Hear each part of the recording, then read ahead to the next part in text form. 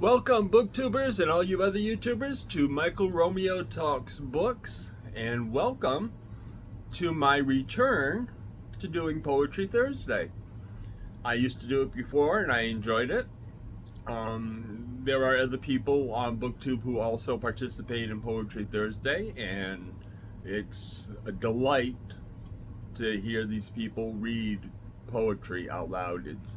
That's what poetry was meant for, is to be read out loud. It's especially good poetry, and a lot of poetry is really good.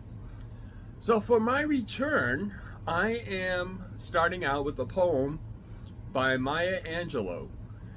And Maya Angelou, a little bit of background,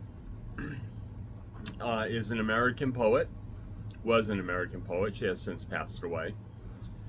And she also has a career in writing memoirs and novels, and she has some accomplishments on the stage, and she's just an amazing woman, or was an amazing woman, still is amazing, because her legacy lives on.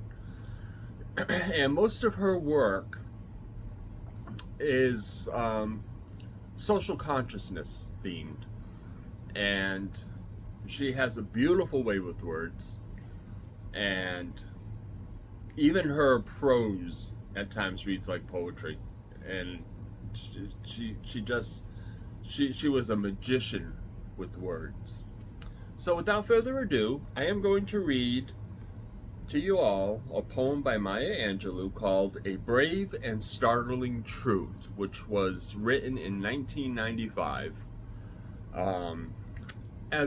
Since my channel is predominantly 20th century focused, not entirely, but pretty much, I'm going to try to focus on poems from the 20th century. I'll do others as well, but my focus is going to be 20th century. So, without further ado, let's go on to A Brave and Startling Truth. We, this people, on a small and lonely planet, traveling through casual space, past aloof stars across the way of indifferent suns, to a destination where all signs tell us it is possible and imperative that we learn a brave and startling truth. And when we come to it, to the day of peacemaking, when we release our fingers from fist of hostility and allow the pure air to cool our palms, when we come to it, when the curtain falls on the minstrel show of hate and faces sooted with scorn are scrubbed clean, when battlefields and coliseum no longer take our unique and particular sons and daughters, up with the bruised and bloody grass to lie in identical plots in foreign soil, when the rapacious storming of the churches, the screaming racket in the temples have ceased, when the pennants are waving gaily, when the banners of the world tremble stoutly in the good clean breeze, when we come to it, when we let the rifles fall from our shoulders and children dress their dolls in flags of truce, when landmines of death have been removed and the aged can walk into evenings of peace, when religious ritual is not perfumed by the incense of burning flesh, and childhood dreams are not kicked awake by nightmares of abuse.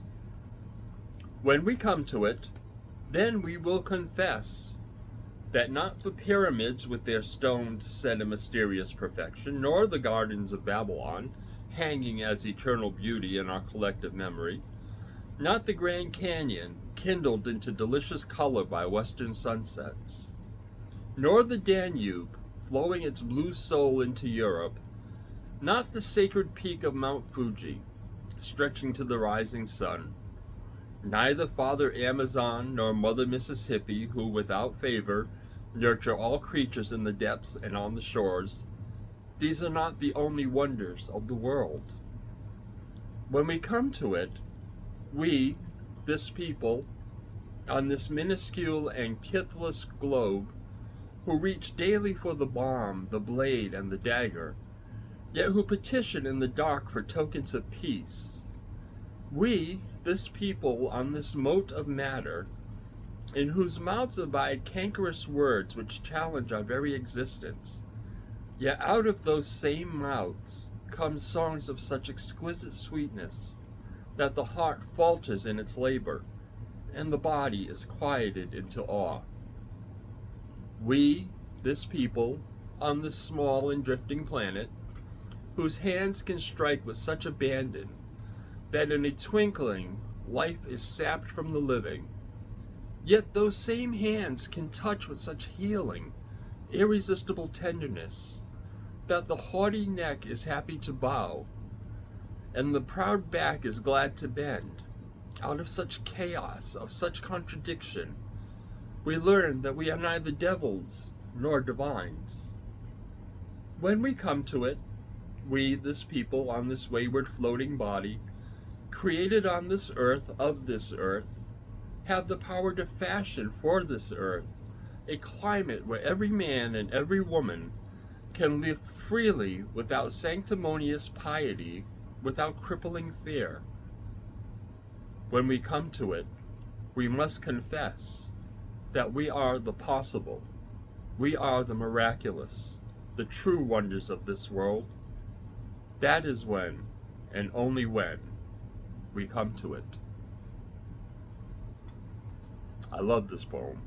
To me, it speaks volumes. It is beautiful. It makes my heart swell. It really does. And it is, once again, A Brave and Startling Truth by Maya Angelou, written in 1995. I hope you enjoyed it. Join me again next Thursday for Poetry Thursday and for all my other videos along the way. If you like this, please give it a thumbs up. If you've not subscribed, please subscribe.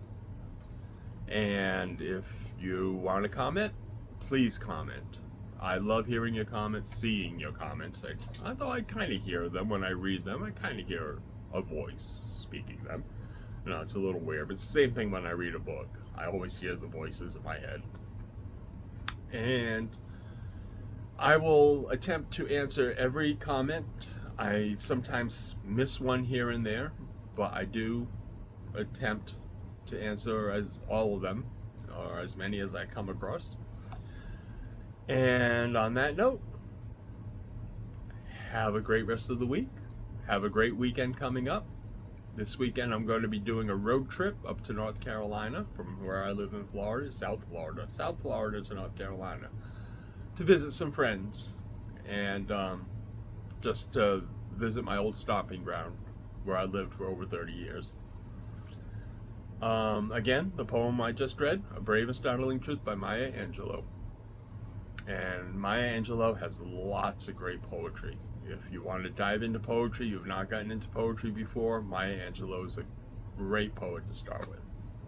Thanks for being here. I appreciate the time you've given me, and we'll see you again soon.